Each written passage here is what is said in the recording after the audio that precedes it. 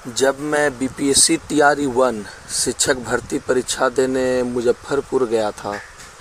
तो वहीं पर जब मैं होटल के कमरे में रुका था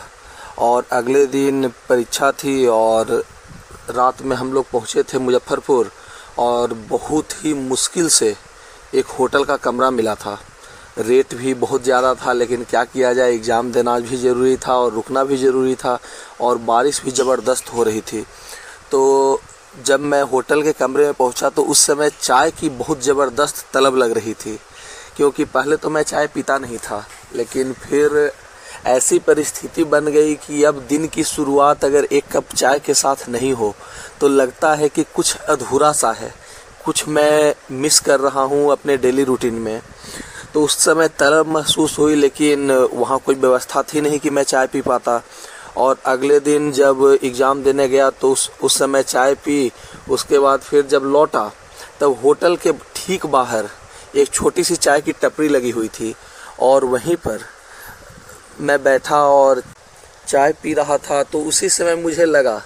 कि कुछ अपनी इस पसंद के बारे में, इस एक प्याली चाय के बारे में लिखूं। तो उसके बाद जैसे ही मैं अपने कमरे में आया था तो आने के बाद मैंने कुछ लिखा, लेकिन बस उसे लिख के एज ए ड्राफ्ट सेव कर दिया था और लोगों के समक्ष किसी भी सोशल मीडिया या फिर किसी अन्य तरीके से प्रस्तुत नहीं किया था। लेकिन आज जब ऐसी ही बारिश का मौसम बना हुआ है तो मैं सोच रहा हूँ कि उसे आप लोगों के सामने लाना भी ज़रूरी है। तो मैं शुरू करता हूँ अपनी ये कविता, जिसका शीर्षक है चाय की प्याली और तुम्हारी यादें।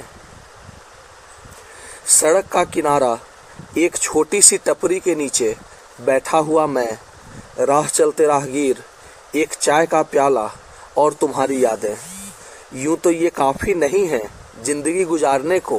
पर कुछ पलों के लिए ये एहसास काफ़ी है कि कब से ये कहानी शुरू हुई थी कॉपी और कलम के साथ लिखते लिखते, और अब तो ये आदत सी बन गई है कि जब भी कभी मौका मिलता है तो अंदर का एक और विवेक जाग उठता है। तुम्हें लिखने को, तुम्हें पढ़ने को, तुम्हें कहने को और तुम्हें ही सुनने को, सिर्फ एक प्याली चाय और उन यादों को लेकर जिसमें सिर्फ तुम हो और मैं हूँ, या ये कहूँ कि सिर्फ तुम ही तुम हो, तुम ही तुम हो, तुम ही तुम हो।